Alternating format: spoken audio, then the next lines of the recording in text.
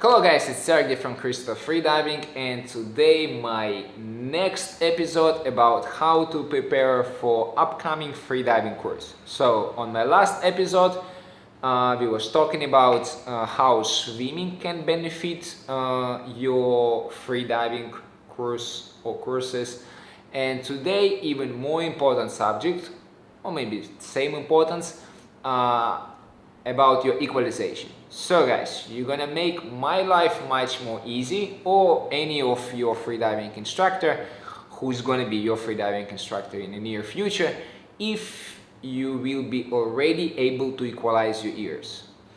I'm not going to put too much details about why we need to equalize our ears. However, if you need this explanation, please ask me in the comments. I'm going to be more than happy to explain in more details. So when you're going down, outside pressure is going to be higher, your eardrum going to be like bended inside, and then you need to put some air through your eustachian tube to equalize your eardrums to the normal position. Okay, this is what we call equalization, both in freediving and scuba diving and in snorkeling. Doesn't matter what you do, this is what we call equalization.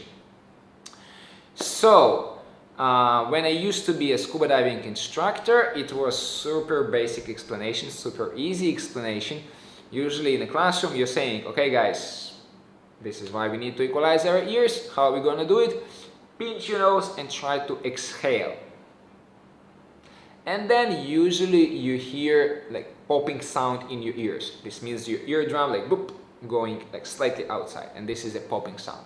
Okay, also good sign that you do everything is good if your like nostrils like gonna expand a little bit. Look at my nostrils. Okay, you see the movement here. Sorry to be that close to the camera. Anyway, like if you have a pressure, if you have a movement here on your nostrils, it means that you're creating the pressure. How you do it?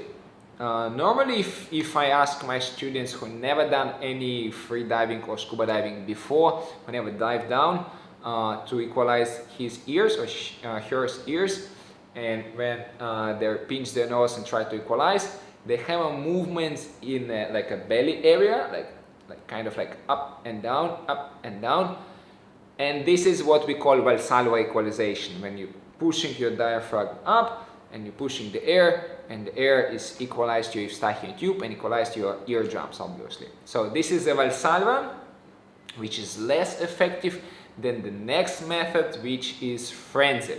The frenzel is much more efficient equalization, efficient way to equalize your ears.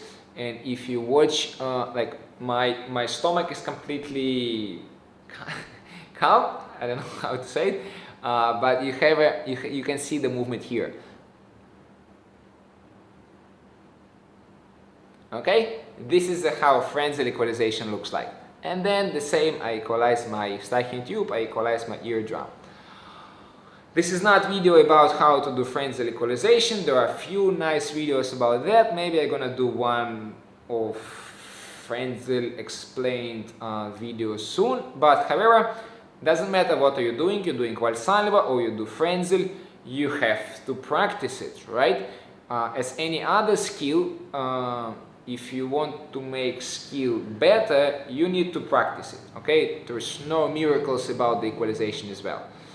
So guys, if you're planning to do freediving course soon, maybe you're gonna spend few minutes per day to practice your equalization.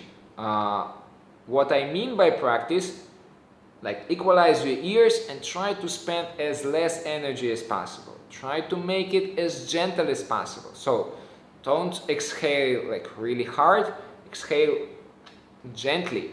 Okay, for example, sometimes I recommend to do this exercise. You have, let's say, 10 seconds and try to count how many equalization you can do over 10 seconds.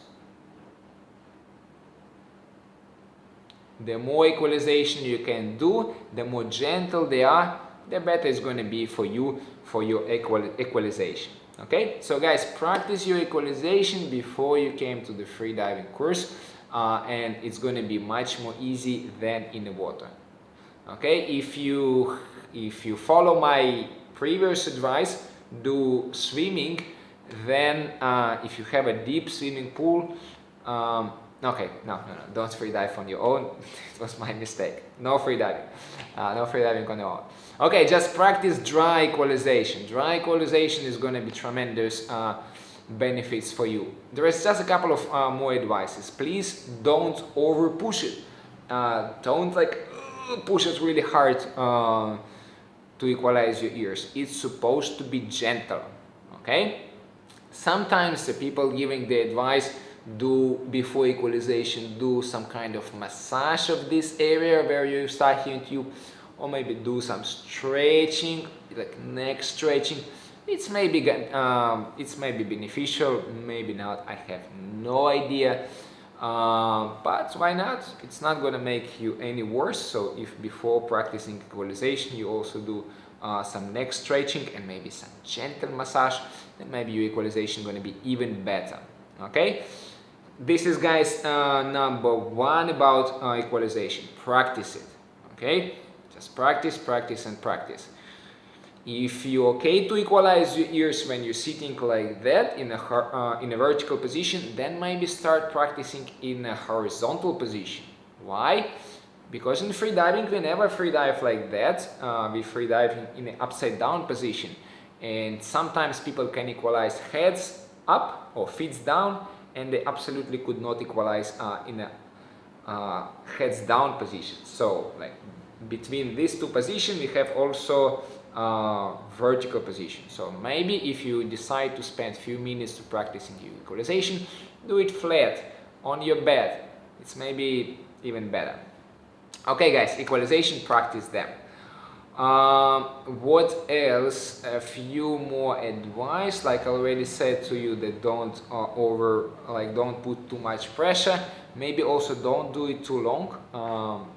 So it's just small eustachian tube, don't put too much pressure. And when you're going down, when you're going to be doing your freediving courses, there are a few differences between freediving, equalization, and scuba diving. If you ever done scuba diving course, you know that you can go down, your equalization not working really well, you can come up a little bit, try to equalize there, just then going down again. And in freediving, it's just you're going down, you're going down, or you're not going down. It doesn't work if you're going down, or my equalization doesn't work, let's come up, or now it's okay, let's go down. So this is why improving and perfecting your equalization is going to be so much beneficial for you and for your freediving courses.